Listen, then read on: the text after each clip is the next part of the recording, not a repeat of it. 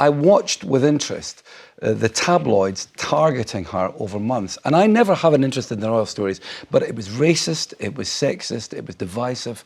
And if I were her, I'd be gone. OK. Dan would disagree.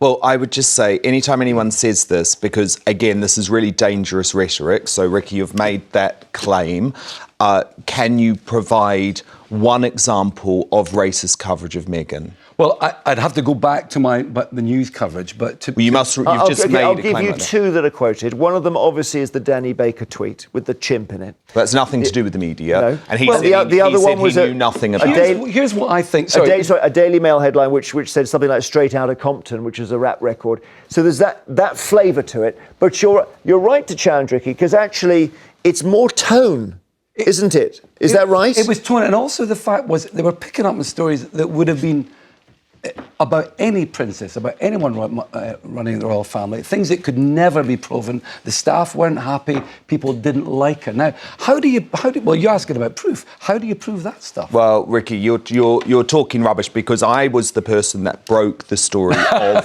Megxit. That doesn't prove it. I had so much hope that Meghan was going to be this great modernising force within the royal family, was going to be the woman that finished the work that Princess Diana started.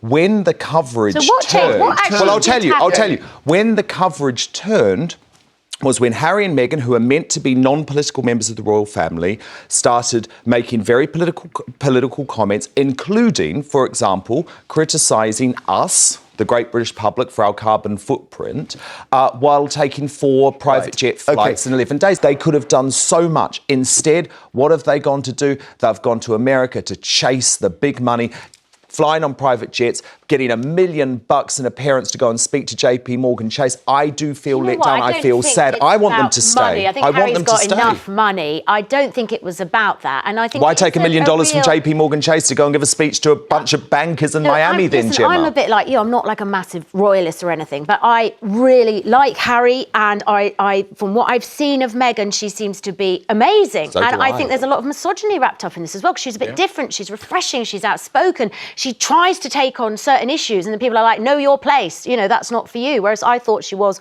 very refreshing, and it's sad. And we've got Prince Andrew still. That's rubbish.